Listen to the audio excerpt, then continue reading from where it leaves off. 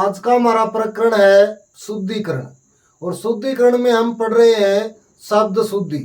तो शब्द शुद्धि में देखो, संस्कृत के कुछ नकारांत शब्द होते हैं और उन नकारांत शब्द संबंधी अशुद्धियां हिंदी में होती रहती हैं।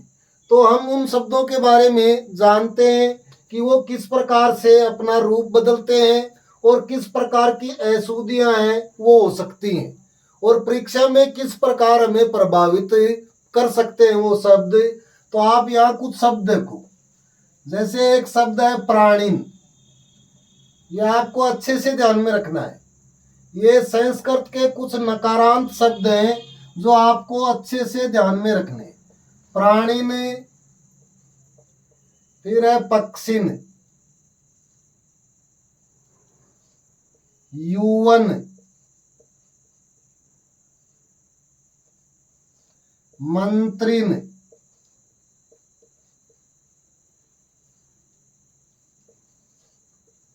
स्वामिन,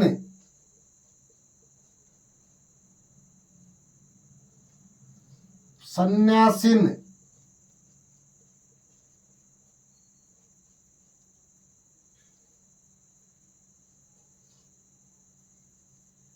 योगिन,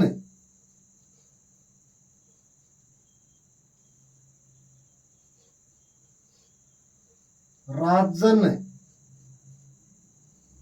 ये कुछ महत्वपूर्ण शब्द देखो, प्राणीन, पक्षिन, युवन, मंत्रिन, स्वामिन, सन्यासिन, योगिन और राजन। ये संस्कृत के कुछ नकारांत शब्द हैं। एक शब्द और है महत्वपूर्ण, आपको ध्यान में रखना है, इधर लिख देता हूं, महात्मन।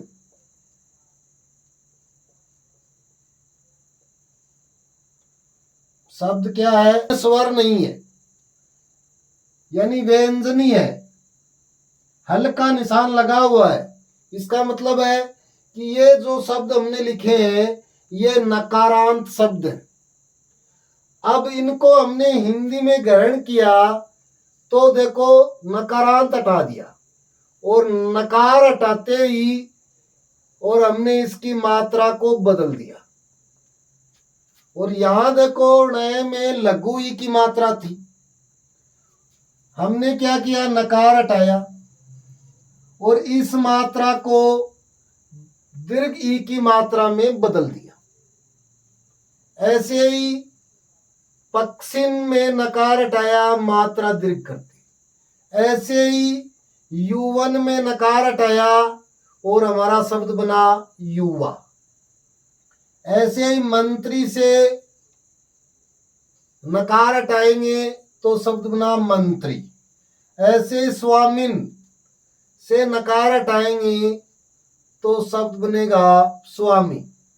ऐसे ही सन्यासिन से नकार हटाएंगे तो शब्द बनेगा सन्यासी। ऐसे ही योगिन से नकार हटाएंगे तो ये मात्रा बदल जाएगी, नकार हट जाएगा और शब्द हो जाएगा योगी। ऐसे ही राजन से नकार हटाएंगे तो हमारा शब्द बनेगा राजा। ऐसे ही महात्मन से हटाएंगे तो शब्द बनेगा महात्मा। ये आपको अच्छे से ध्यान में रखना है। प्राणीन, पक्षिन, युवन, मंत्रिन, स्वामिन, सन्यासिन, योगिन, राजन और महात्मन। ये संस्कृत के मूल रूप से नकारांत शब्द हैं, लेकिन इन्हें हिंदी में इनका जो रूप प्रचलित है वो ये है, प्राणी, पक्षी, युवा, मंत्री, स्वामी, सन्यासी, योगी, राजा और महात्मा। अब शुद्धिकरण में ये कैसे प्रभावित करते हैं? यदि किसी भी, या मान लो प्राणी शब्द है, इस प्राणी शब्द में हम कोई भी अन्य शब्द जोड़ेंगे, ये जोड़ दिया मात्रा, मात्रा नहीं मात्र ही जोड़ दो। प्राणी में हमें मात्र शब्द जोड़ना है तो क्या करें? तो ये मात्रा पुनः अपने मूल स्वरूप में आ जाएगी और शब्द बनेगा प्राणी मात्र। ये बात समझ में आ रही है आपको कि प्राणी में ण में बड़ी ई की मात्रा होगी, लेकिन यदि प्राणी में अन्य कोई शब्द जोड़ेंगे तो ण में मात्रा बदलकर छोटी ई की मात्रा हो जाएगी। ऐसे ही मान लो एक शब्द है प्राणी विज्ञान, ये मान लो। अब प्राणी में विज्ञान जोड़ेंगे तो ये मात्रा छोटी हो जाएगी और हमारा शब्द बन जाएगा प्राणी विज्ञान। ऐसे ही प्राणी में यदि हम शब्द जोड़ रहे हैं शास्त्र, तो देखो ये हो जाएगा प्राणी शास्त्र। तो आपको ये अच्छे से ध्यान में रखना है। प्राणी शब्द है वो मूल रूप से नकारांत शब्द है संस्कृत का, और क्या है प्राणी, लेकिन हमने इसे प्राणी रूप में स्वीकार किया। लेकिन यदि प्राणी में कोई भी शब्द जोड़ते हैं तो आपको अच्छे से ध्यान में रखना है इस मात्रा के बारे में। प्राणी मात्र, प्राणी विज्ञान और प्राणी शास्त्र, ये तीनों शब्द आप अच्छे से ध्यान में रखेंगे। प्राणी में ण में ई की मात्रा दीर्घ होगी, और यदि प्राणी में कोई अन्य शब्द जोड़ा जाता है तो ये ण में जो दीर्घ ई की मात्रा है ये लघु ई की मात्रा में बदल जाएगी। आराम से आपको इस बात समझ में आ गई होगी, आप अच्छे से समझ गए होंगे। इसके बाद अगला शब्द देखते हैं। अब ये देखो तीनों ही शब्द महत्वपूर्ण है, प्राणी मात्र, प्राणी विज्ञान और प्राणी शास्त्र और प्राणी। चारों शब्द आपको अच्छे से ध्यान में रखने हैं, बहुत बार परीक्षाओं में पूछे गए हैं, तो आप अच्छे से ध्यान में रखोगे। फिर हम अगला देखते हैं पक्षिन। ये देखो पक्षिन नकारांत शब्द है और यहां मात्रा क्षय में ई की बड़ी मात्रा है, और यदि इसमें कोई शब्द जोड़ेंगे, जैसे मान लो एक शब्द है पक्षी प्लस राज, ये हमें पक्षी में राज शब्द जोड़ना है, तो ये मात्रा लघु ई की मात्रा में बदल जाएगी और हमारा शब्द हो जाएगा पक्षी राज। बात समझ में आ रही है आपको? ऐसे ही मान लो जैसे ये हो गया पक्षी गण, तो इसको भी हम ये कर देंगे पक्षी गण। तो ये आपको अच्छे से ध्यान में रखना है। पक्षी राज, पक्षी गण या कोई भी शब्द जोड़े, यहां आपको इस मात्रा का ध्यान में रखना है। पक्षी में मात्रा बड़ी की रहेगी, और यदि पक्षी में अन्य कोई शब्द जोड़ते हैं तो क्षय में ई की मात्रा है वो लघु ई की मात्रा हो जाती है। ये आप अच्छे से ध्यान में रखेंगे। फिर अगला तीसरा शब्द है हमारा, वो है युवन। इसमें भी आपको अच्छे से ध्यान में रखना है, बहुत बार यहां से शुद्धिकरण में प्रश्न पूछा जाता है। जैसे हमने युवन को युवा के रूप में हिंदी में लिया, और अब यहां हम इसमें अन्य शब्द जोड़ेंगे, तो एक शब्द हमने जोड़ दिया, युवा में वर्ग शब्द जोड़ेंगे। तो यहां आपको ये ध्यान में रखना है कि आप ये नहीं करोगे युवा वर्ग, क्योंकि ये अशुद्ध है। तो क्या होगा, युव वर्ग होगा, युव वर्ग। ऐसे ही युवा में यदि वाणी जोड़ेंगे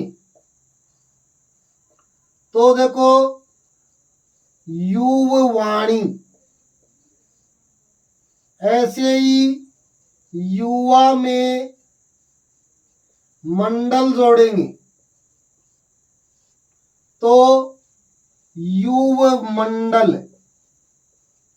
आपको अच्छे से ध्यान में रखना है कि युवा वर्ग नहीं होता, युवा वाणी नहीं होता, और युवा मंडल नहीं होता। ये तीनों ही शब्द हैं, ये अशुद्ध हैं। तो आपको अच्छे से ध्यान में रखना है कि युवन मूल शब्द है, युवन से क्या बना, युवा बना। और यदि युवा में कोई अन्य शब्द जोड़ा जाएगा तो युवा किस में बदल जाएगा, युव में बदल जाएगा। और ये आपके हो जाएंगे तीन शब्द, आपको अच्छे से ध्यान में रखने हैं, युव वर्ग, युव वाणी और युव मंडल। आपको समझ में आ रहा होगा। लेकिन यहाँ दो शब्द और देखो, ये तीन शब्द तो आपने देख लिए, लेकिन आपको दो शब्द और देखने, क्योंकि परीक्षा में वो दो शब्द साथ दिए जाएंगे। यानी हमारे सामने एक शब्द था युव मंडल, युव वाणी, युव वर्ग। अब हमें देखना है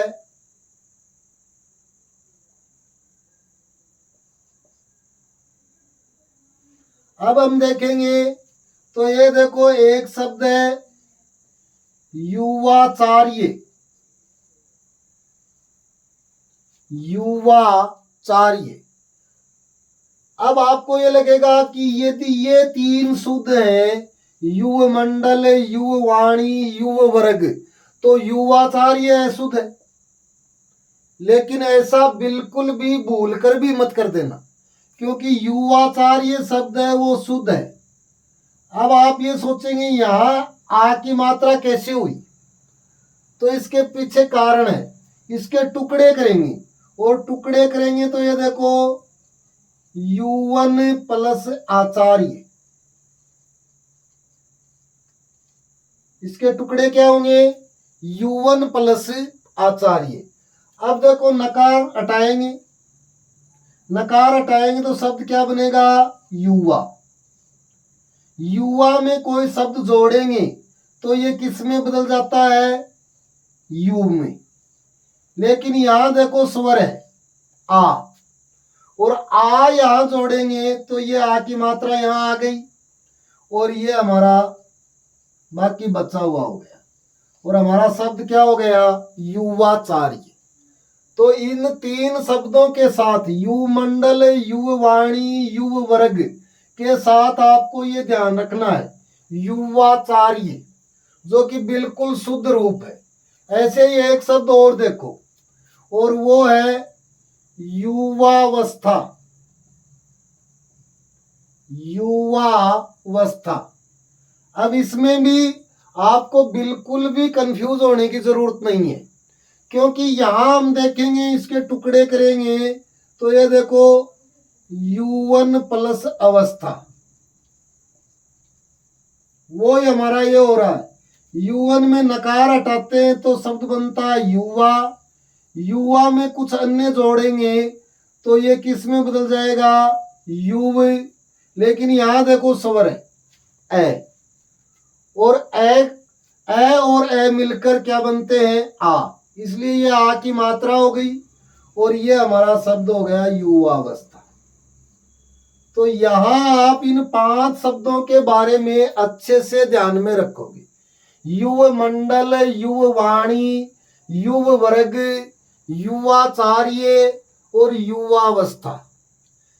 आपको युवावस्था में यदि गलती करवाएगा तो शब्द देगा यौवनावस्था, यौवना अवस्था।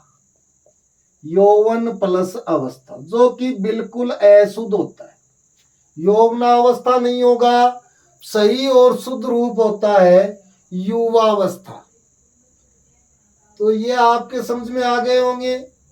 पांचों शब्द आपको अच्छे से ध्यान में रखने, युव मंडल, युव वाणी, युव वर्ग, युवाचार्य और युवावस्था। इसके बाद अगला देखते हैं, बहुत ही महत्वपूर्ण बिंदु है हमारा शुद्धिकरण।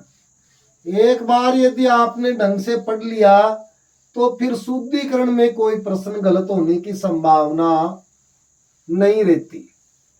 ऐसे ये देखो मंत्रिन, मंत्रिन में देखेंगे तो ये देखो मंत्रिन, ये मंत्री में त्रय में ई की मात्रा बड़ी, लेकिन इसमें यदि कोई शब्द जोड़ेंगे, इसमें यदि कोई शब्द जोड़ेंगे जैसे परिषद, परिषद में भी आपको अच्छे से ध्यान में रखना है।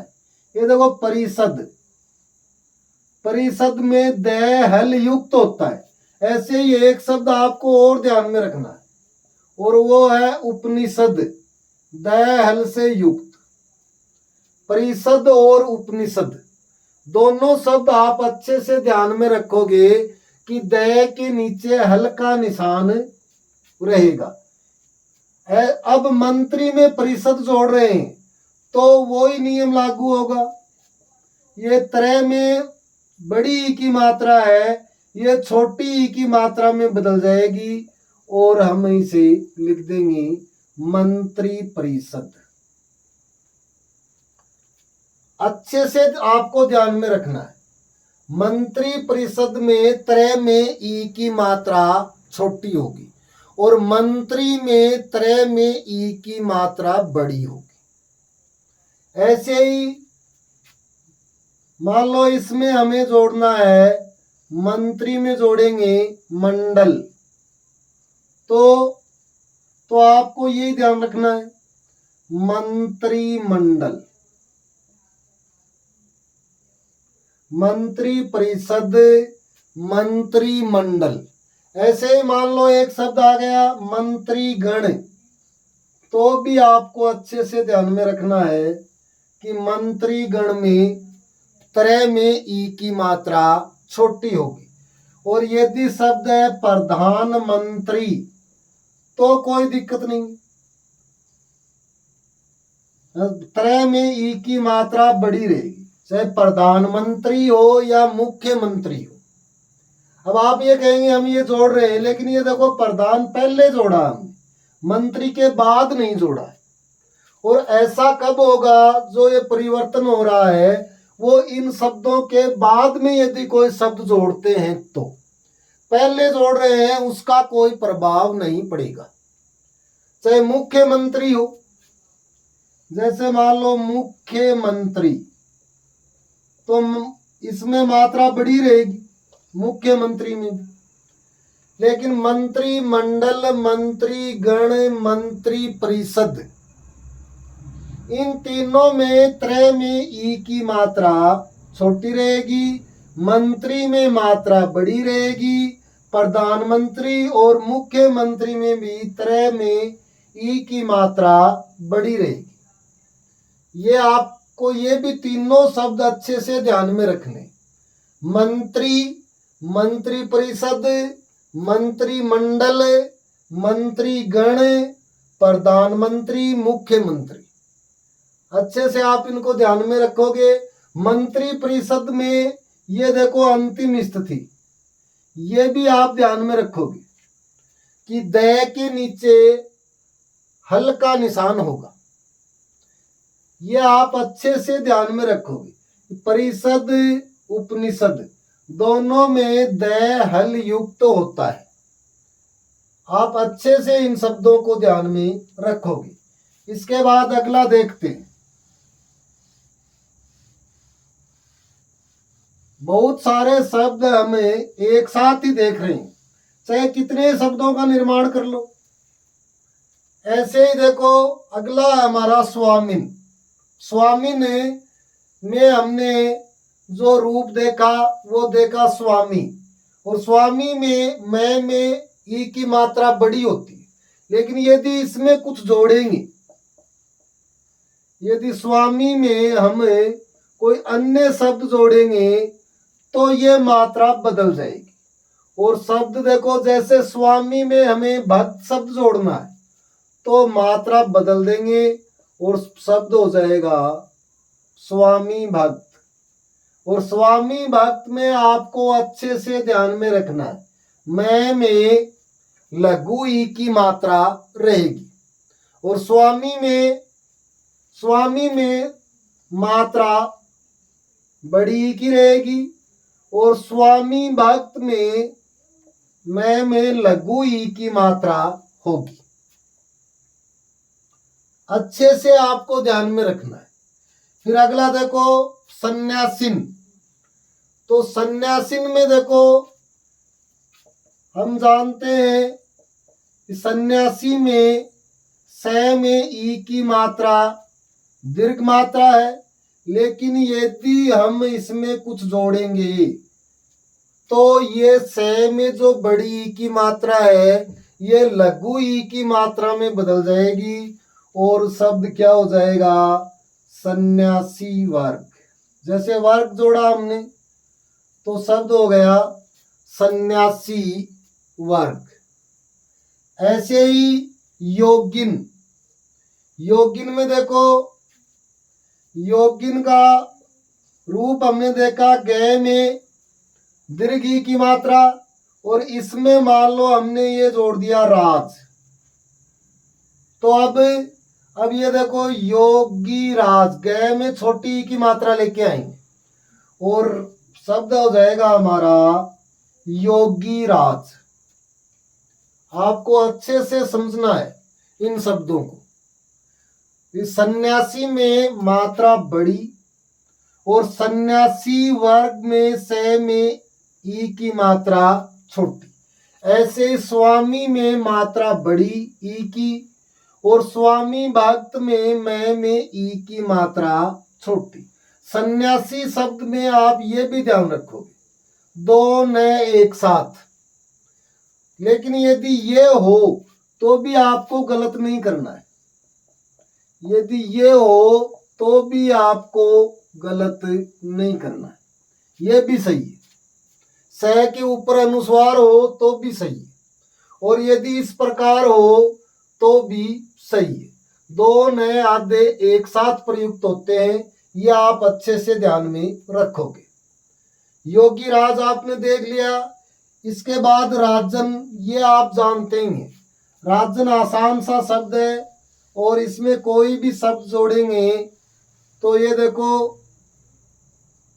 राजन से हमने राजा बनाया और राजा में मान लो कोई शब्द जोड़ रहे हैं, जैसे राजा में कुमार जोड़ा तो हम जानते हैं राजा किस में बदल जाएगा, राज में, और ये जोड़ देंगे शब्द हो जाएगा राजकुमार। ऐसे ही राजा में हम जोड़ेंगे पुत्र तो ये हो जाएगा राजपुत्र। तो ये राजा आसान सा शब्द है। ये शब्द है महात्मन। महात्मन शब्द में आपको ध्यान रखना है, दो शब्द बहुत महत्वपूर्ण शब्द बनते हैं जो परीक्षा में पूछे जाते हैं, और दोनों शब्दों के बारे में आपको अच्छे से ध्यान में रखना है। और महात्मन में देखो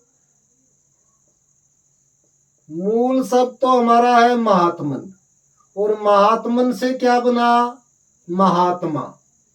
और महात्मा में यदि कुछ जोड़ते हैं, महात्मा में एक शब्द मान लो हमने जोड़ा गण, महात्मा में गण शब्द जोड़ेंगे तो हमारा शब्द क्या बनेगा। और ये देखो महात्मा में गण जोड़ेंगे तो महात्मा ये आ की मात्रा है, ये ए की मात्रा में बदल जाएगी और ये हो जाएगा मैं। महात्मा में कोई अन्य शब्द जोड़ते हैं तो आ की मात्रा किस में बदल जाएगी, ए की मात्रा में बदल जाएगी, और ये हो जाएगा महात्म्य, और ये जोड़ देंगे गण, और हमारा शब्द क्या हो गया, मा। तो ये आपको अच्छे से ध्यान में रखना है कि महात्मा गण शब्द अशुद्ध होता है, महात्मा गण शब्द है वो अशुद्ध शब्द है, शुद्ध रूप क्या होगा, महात्म गण। एक इसके साथ ही एक शब्द और पूछा जाता है, महात्मा से संबंधित ही है, ये देखो महात्मा में ये प्रत्यय जोड़ते हैं, इस प्रत्यय के बारे में हम विस्तृत चर्चा करेंगे, लेकिन यहाँ आपको ये शब्द ध्यान में रखना है, और वो है महात्म्य, महात्म्य। ये शब्द आपको अच्छे से ध्यान में रखना है, बहुत बार परीक्षाओं में पूछा गया है। महात्म्य, यहाँ देखो आ की मात्रा, यहाँ आ की मात्रा, तय और मैं दोनों आधे। अच्छे से आपको ये शब्द याद रखना है, महात्म्य शब्द कई बार परीक्षाओं में पूछा गया है। तो ये कुछ हमने शुद्धिकरण के बारे में जानने की कोशिश की है। वीडियो आपको कैसा लगा आप कमेंट बॉक्स में लिखें। फिर मिलते हैं अगली क्लास में कुछ और अन्य महत्वपूर्ण शब्दों के साथ। Thank you.